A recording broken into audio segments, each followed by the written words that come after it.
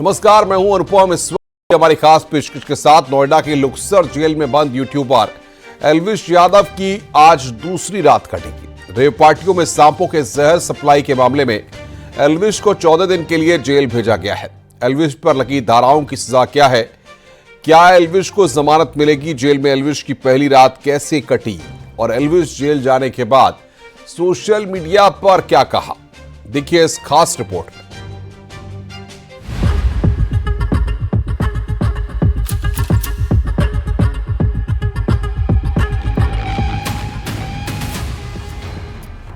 Rape पार्टियों में जहरीले सांपों के विष सप्लाई के आरोप में यूट्यूबर एल्विश यादव नोएडा के लुक्सर जेल में बंद है। रविवार को सूरजपुर की एसीजेएम कोर्ट ने एल्विश को 14 दिन की न्यायिक हिरासत में भेज दिया। सूत्रों के मुताबिक यूट्यूबर एल्विश यादव ने पुलिस के सवालों का सही जवाब नहीं दे पाया। पुलिस ने एल्विश यादव को लोकेशन की सीडीआर दिखाया। इसके बाद एल्विश यादव ने पार्टी में सांप और सांपों का जहर की सप्लाई की बात कबूल की। साथ ही एल्विश ने पूछताछ में सांप का जहर सप्लाई करने वालों के संपर्क में होने की बात भी स्वीकार की है। पुलिस के मुताबिक एल्विश यादव पर एनडीपीएस एक्ट में कार्रवाई की गई। इसमें 20 साल तक की सजा का प्रावधान है। रेप पार्टी में सांपों के जहर सप्लाई के मामले में एल्विश यादव को जेल भेज दिया गया है, लेकिन इन सब के बीच इन्वेस्टिगेशन में जोड़ी गई एनडीपीएस की 19 एक्ट काफी भारी पड़ गई है। आपको बता दें, इस एनडीपीएस एक्ट के तहत एल्विश यादव को 20 साल तक की जेल हो सकती है। यूट्यूबर एल्विश यादव पर आरोप है कि इसने सांपों के जहर का इस्तेमाल रेप पार्टियों में सप्लाई के जरिए किया है। नोएडा की रेप पार्टियों में नशे के लिए इस्तेमाल हो रहे सांपों के जहर का केस एल्विश यादव को जेल की सलाखों तक पहुंचा दिया। दरअसल नोएडा पुलिस ने सांपों के जहर की जांच के लिए जयपुर एफएसएल सैंपल भेजे थे। इस रिपोर्ट में बताया कि ये कोबरा करैत प्रजाति के सांपों का जहर था। बताते चलें कि इस मामले में एल्विश यादव समेत कुछ और लोगों के खिलाफ नोएडा सेक्टर 20 और 49 थाने में केस दर्ज हुआ था। नोएडा पुलिस ने एफएसएल से जहर के कंपोजिशन की डिटेल भी मांगी थी। खबर है कि पूछताछ में संतोषजनक जवाब नहीं देने और एफएसएल की रिपोर्ट के आधार पर एल्विश यादव गिरफ्तार किया गया है। पुलिस के सूत्र बता रहे हैं कि पूछताछ के दौरान एल्विश ने कबूल किया है कि वो इनके टच में था, जो पूर्व में राहुल समेत 5 सपेरे गिरफ्तार हुए थे। इसके अलावा पुलिस ने पूछताछ के दौरान उसकी सीडीआर लोकेशन और साथ ही साथ जो लोकेशन है फार्म हाउस पे जहां पार्टी की गई है वो भी दिखाई गई। ऐसे में एल्विश उन सवालों में उलझा हुआ दिखाई दिया। एल्विश यादव अभी ग्रेटर नोएडा जेल में बंद है। एल्विश यादव को क्वारंटाइन बैरक में रखा गया है। सूत्रों का दावा है कि जल्द उसे हाई सिक्योरिटी बैरक में शिफ्ट किया जा सकता है। रविवार रात एल्विश ने जेल का थोड़ा हल्का खाना खाया। सूत्रों ने बताया कि एल्विश यादव की पूरी रात जागते हुए कटी। एल्विश जेल में बेचैन दिखाई दिया। जिस एल्विश को देर रात तक पार्टी करने की आदत है, जो हाई प्रोफाइल पार्टी में शामिल रहता है, उसके लिए जेल में पहली रात बेहद बेचैनी भरी रही। वो रात भर सोने की जगह अपनी बैरक में घूमता रहा। वो कभी बैठ जाता तो कभी घूमने लगता। पूरी रात वो बेचैन रहा। एल्विश के लिए मानो जेल में एक एक पल भारी पड़ रहा है। माना जा रहा है कि एल्विश से अभी और कई बड़े खुलासे हो सकते हैं और कई लोगों का नाम भी सामने आ सकता है। रात में एल्विश को जो खाना दिया गया था उसमें पूड़ी थी, उसमें सब्जी थी और साथ ही हलवा परोसा गया है। फिलहाल माना जा रहा है कि जिस तरीके से गंभीर धाराओं में मुकदमा दर्ज किया गया है, एल्विश की मुश्किलें बढ़ रही हैं और जमानत पाना मुश्किल होगा। पुलिस ने 3 नवंबर को आरोपियों से 5 कोबरा समेत 9 सांपों को बचाया था। जांच से पता चला कि सभी 9 सांपों में वेनम ग्लैंड्स गायब हैं। 8 नवंबर को नोएडा पुलिस ने रेप पार्टी में सांप के जहर के इस्तेमाल के मामले में एफआईआर दर्ज की थी। इस मामले में एल्विश यादव का नाम मुख्य आरोपी के तौर पर सामने आया था। इसमें राहुल, टीटूनाथ, जयकरण, नारायण, रविनाथ का नाम भी शामिल था। राहुल नाम के शख्स के पास से पुलिस ने 20 ml जहर बरामद किया था। नोएडा पुलिस ने एल्विश को नार्कोटिक्स ड्रग्स एंड साइट्रोपिक एक्ट यानी एनडीपीएस के तहत गिरफ्तार किया है। ये एक्ट ड्रग से जुड़ी साजिश जैसे ड्रग की खरीद फरोख्त से संबंधित है। इस एक्ट के तहत दर्ज मामलों में आसानी से जमानत नहीं मिलती है। ये बात एल्विश भी अच्छी तरह समझता है। शायद यही है एल्विश की बेचैनी और नींद उड़ जाने की वजह।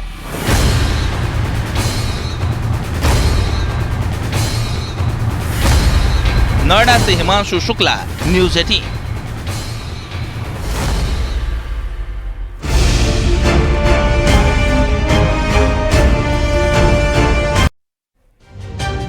रायबरेली में अंधे कत्ल का जब पुलिस ने खुलासा किया तो पूरा गांव सन्न रह गया, क्योंकि खेत में जिस चाचा की लाश मिली थी उसकी हत्या किसी और ने नहीं बल्कि उसकी भतीजी ने ही की थी, वो भी अपने 2 आशिकों के साथ मिलकर।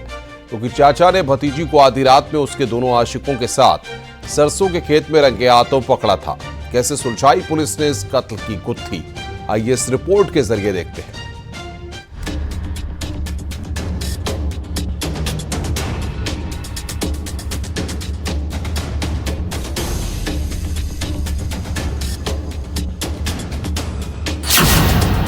भतीजी निकली चाचा की हत्यारिन।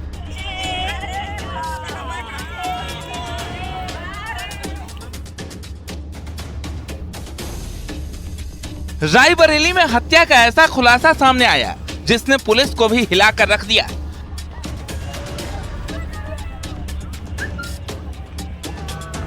हत्यारा कोई और नहीं बल्कि भतीजी और उसके 2 आशिक निकले।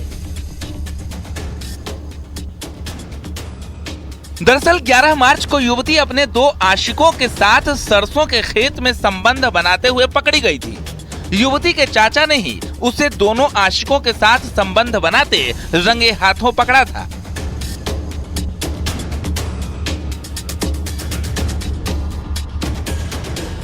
पिछले 12 तारीख को शिवगढ़ का गांव पड़ता है गंगा खेड़ा।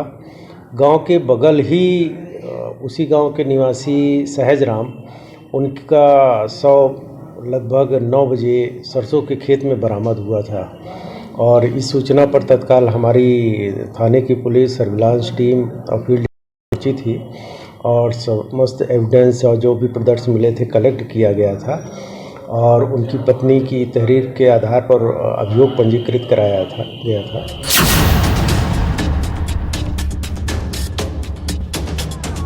रायबरेली में शिवगढ़ थाना इलाके के गंगा खेड़ा गांव का मामला है, जहां रहने वाले सहज राम ने अपनी भतीजी को अपने 2 आशिकों के साथ खेत में संबंध बनाते हुए रंगे हाथों पकड़ लिया।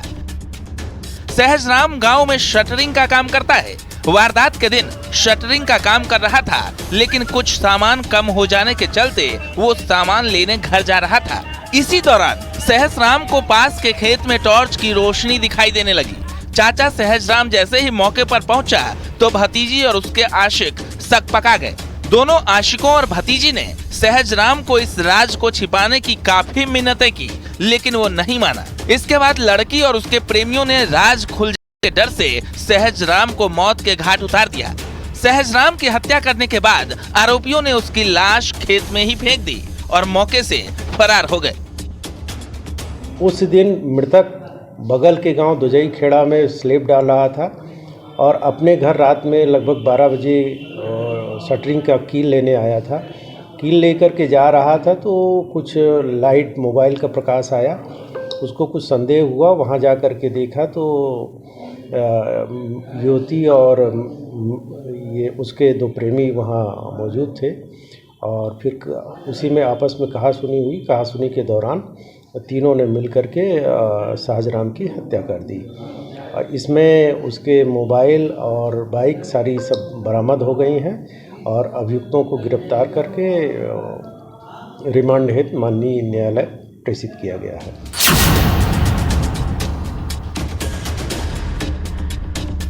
ग्रामीणों ने खेत में सहजराम की लाश देखी तो पूरे गांव में सनसनी फैल गई। पुलिस ने भी मामले की गहराई से जांच की। पुलिस ब्लाइंड मर्डर को सुलझाने में लगी हुई थी कि इस दौरान एक मुखबिर ने बताया कि मृतक की भतीजी के गांव के कई लड़कों से प्रेम संबंध है।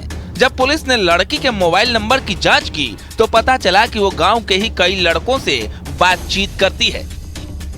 जो वहाँ नए उम्र के लड़के और लड़कियां थी, प्रोफाइलिंग तैयार कराने के बाद और CDR एनालिसिस के बाद जो तथ्य प्रकाश में आए कि ये युवती जो दोस्तपुर गांव के लड़कों से इनके संबंध थे और पहले से भी रहे हैं। CDR एनालिसिस पे ये बातें स्पष्ट हुई कि दोनों में आपस में खूब बातचीत होती थी। उसी आधार पर फिर डेवलप किया गया, इंट्रोगेशन हुआ और इंट्रोगेशन के दौरान समस्त तथ्य प्रकाश में आए।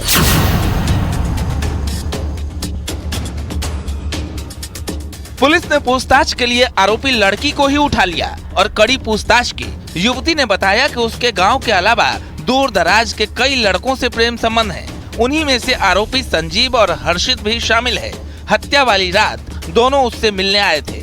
गांव के पास ही सरसों के खेत में जब तीनों मौज मस्ती कर रहे थे, तभी वहां से लड़की का चाचा सहजराम निकला और तीनों ने मिलकर हत्याकांड को अंजाम दिया। मामले का खुलासा होने के बाद पुलिस ने दोनों आरोपियों को गिरफ्तार कर जेल भेज दिया है। रायबरेली से मोहन कृष्णा, न्यूज़ 18।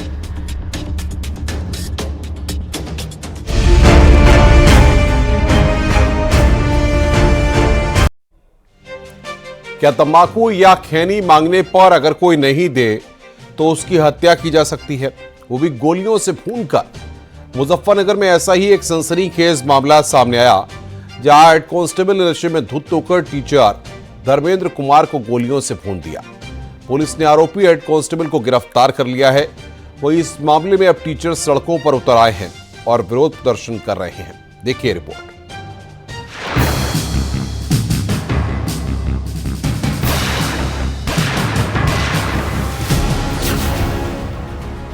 पुलिस वालों की सनक, टीचर का मर्डर।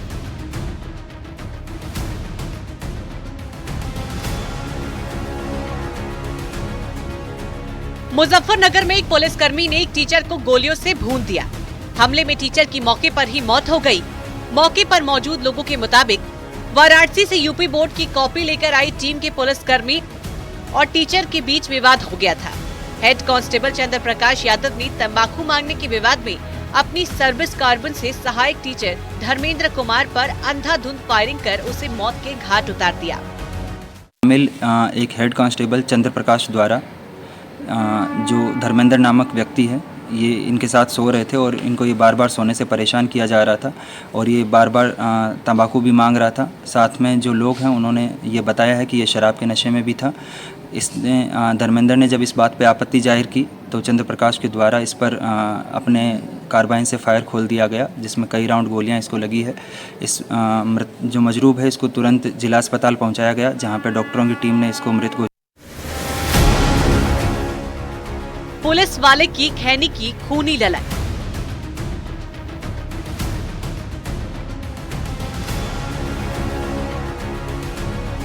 घटना सिविल लाइन थाना क्षेत्र के एसडी इंटर कॉलेज के बाहर की है। जानकारी के मुताबिक आरोपी हेड कांस्टेबल चंद्र प्रकाश यादव नशे में था। पुलिस ने आरोपी हेड कांस्टेबल को गिरफ्तार कर लिया है। आइए जानते हैं कि आखिर क्या है ये पूरा मामला। एक टीम वाराणसी से यूपी बोर्ड की कॉपियां ला रही थी। टीम में 2 टीचर और एक एसआई और एक हेड कांस्टेबल था। 17 तारीख को ये टीम मुजफ्फरनगर पहुंची थी। मुजफ्फरनगर के एसडी इंटर कॉलेज में कॉपियां उतारनी थी, लेकिन एसडी इंटर कॉलेज का मेन गेट रात में बंद था। पूरी टीम कॉलेज के बाहर ही गाड़ी के पास रुकी हुई थी। हेड कांस्टेबल पर शराब के नशे में होने का आरोप है। हेड कांस्टेबल पर आरोप है कि वो टीचर धर्मेंद्र को सोने नहीं दे रहा था। हेड कांस्टेबल बार बार टीचर से तंबाकू मांग रहा था।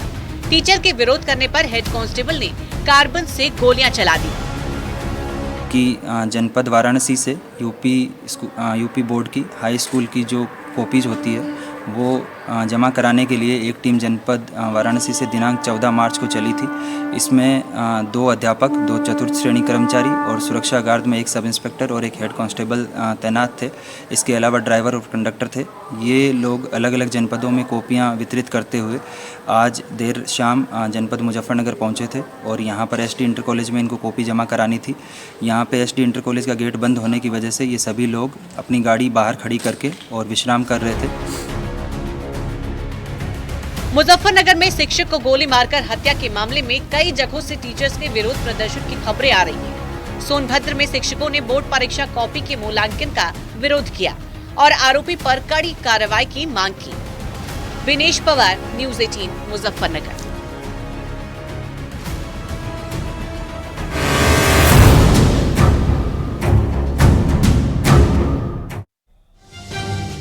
सोनभद्र में 20 रुपए पूर्व प्रधान की हत्या की वजह बन गए। गांव के ही दबंगों ने 60 साल के पूर्व प्रधान की दुकान से चना भूजा खाया और पैसे मांगने पर उसकी जमकर पिटाई कर दी।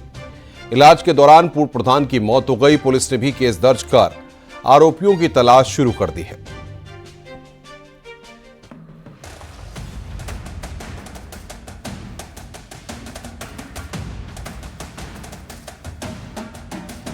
20 रुपए के लिए पूर्व प्रधान की हत्या।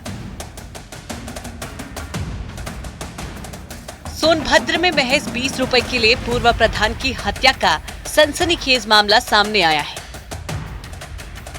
सोनभद्र के घोरावल इलाके के नौगांव नंदलाल ग्राम पंचायत का पूरा मामला है, जहां 20 रुपए के लिए पूर्व प्रधान की बेरहमी से पिटाई की गई।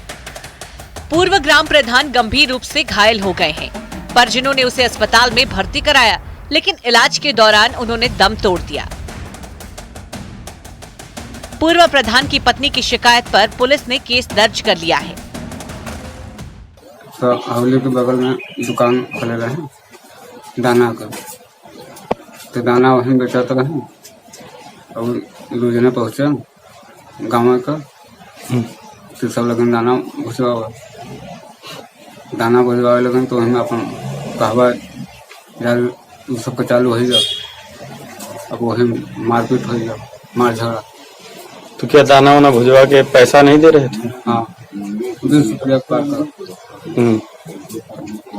20 रुपए के नमकीन पर हुआ था विवाद। नौगांव नंदलाल ग्राम पंचायत के छैन गांव का रहने वाला 60 साल का लल्लू पूर्व प्रधान था। उसके चने और भुर्जे की दुकान थी। 14 मार्च को गांव के ही दो लोग उसके पास पहुंचे और 20 रुपए का चना भुजा लेकर वहां से चले गए। जब पूर्व प्रधान लल्लू ने पैसे मांगे तो विवाद शुरू हो गया और उन्होंने पूर्व प्रधान लल्लू की पिटाई कर दी। लल्लू के सिर में गंभीर चोट आई और वो बेहोश हो गए। परिजनों ने उसका कई जगह इलाज करवाया, लेकिन इलाज के दौरान उनकी मौत हो गई। राजकुमार पोल एवं राकेश पोल ने जाकर के भूजा मांगा, तो पूर्व की उधारी चुकाने की बात को लेकर के मृतक लल्लू पोल और राकेश पोल और राजकुमार पोल में मारपीट हुई हाथापाई। मामले की छानबीन में जुटी पुलिस। परिजनों का आरोप है कि पुलिस ने मामूली धाराओं में केस दर्ज किया है। पुलिस ने अभी तक आरोपियों को गिरफ्तार नहीं किया है। वहीं पुलिस का कहना है कि महज छोटी सी बात पर विवाद शुरू हो गया था और फिर मारपीट शुरू हो गई। इस मामले में लल्लू की पत्नी की शिकायत पर केस दर्ज कर लिया गया है। अब आरोपियों की गिरफ्तारी की कोशिश की जा रही है। रंगेश कुमार सिंह, न्यूज़ 18, सोनभद्र।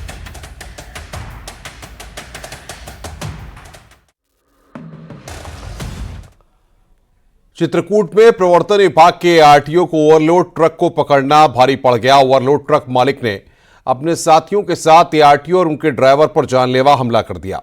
इस हमले में दोनों घायल हो गए। घटना के बाद पीड़ित ने थाने में तहरीर देकर 4 नामजद समेत लोगों के खिलाफ केस दर्ज कराया है। मामला राजापुर थाना क्षेत्र के यमुना पुल के पास का है, जहां कल रात आरटीओ अपने ड्राइवर के साथ चेकिंग लगाए हुए थे। तभी सामने से आ रही बिना नंबर प्लेट के ओवरलोड ट्रक को उन्होंने पकड़ लिया और ट्रक को थाने ले जाने लगे। तभी एक स्कॉर्पियो और बोलेरो सवार दबंगों ने उन पर जानलेवा हमला कर दिया। फिर पता चला कि उस गाड़ी का नंबर है यूपी 96T 2741। मैंने देखा उस गाड़ी के सारे कागज भी फेल थे। मैं उस गाड़ी को लेकर थाने की ओर बढ़ा और बस थाने से जैसे मैं 200 या 300 मीटर दूर था, तभी एक काले रंग की स्कॉर्पियो यूपी 96J 1717 और एक बोलेरो से करीब 15 लोग वहां पर आ गए।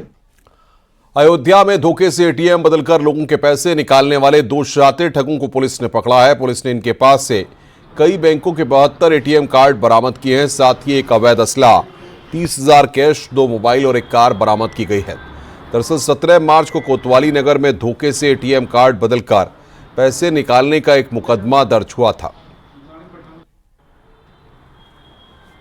इन 24 को अभियोग पंजीकृत हुआ था 406-420 का, जिसमें शिखर 2 व्यक्ति पकड़े गए थे, जिनसे पूछताछ करने पर उनके पास से 72 एटीएम, 30,000 नगद, एक 315 अदद का तमंचा बरामद हुआ, एक i20 गाड़ी बरामद हुआ है। पूछताछ करने पर इनके द्वारा ये बताया गया अब तक हम लोगों ने 4 लाख से अधिक एटीएम से पैसा निकाला है। और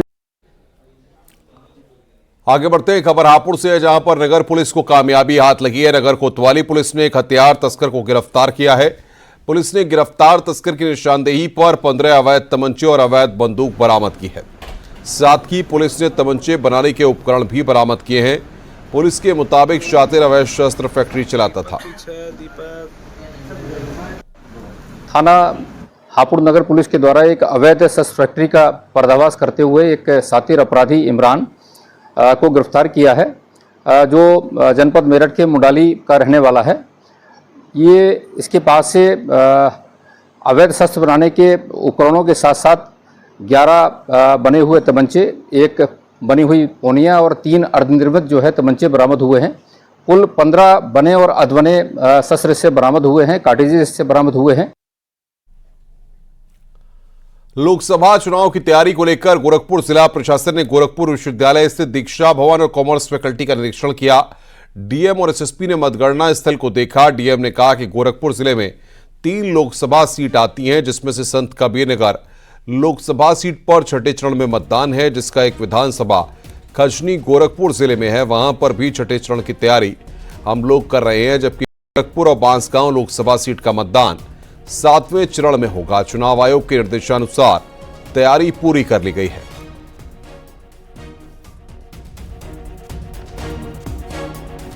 कासगंज में लोकसभा चुनाव को लेकर पुलिस प्रशासन अलर्ट मोड पर दिखाई दे रहा है। डीएम और एसपी ने शांतिपूर्ण और निष्पक्ष चुनाव के लिए कई मतदान केंद्रों का निरीक्षण किया।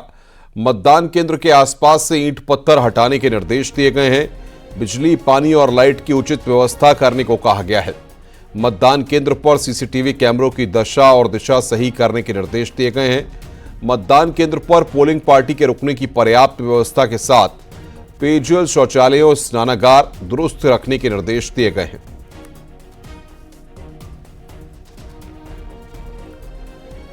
आगे बढ़ते हैं, खबर प्रयागराज से है, जहां पर यमुनानगर की नैनी थाना पुलिस ने कांशीराम कॉलोनी में अवैध असलाह फैक्ट्री का भंडाफोड़ किया है। संयुक्त रूप से कार्रवाई करते हुए 5 अभियुक्तों को गिरफ्तार किया गया है। लोकसभा चुनाव के मद्देनजर अपराधियों के खिलाफ चलाए जा रहे अभियान के तहत अवैध असलाह फैक्ट्री का खुलासा हुआ है। पुलिस के मुताबिक चुनाव के दौरान अशांति फैलाने के लिए असलहों को खपाने की तैयारी हो सकती थी। देने की प्लानिंग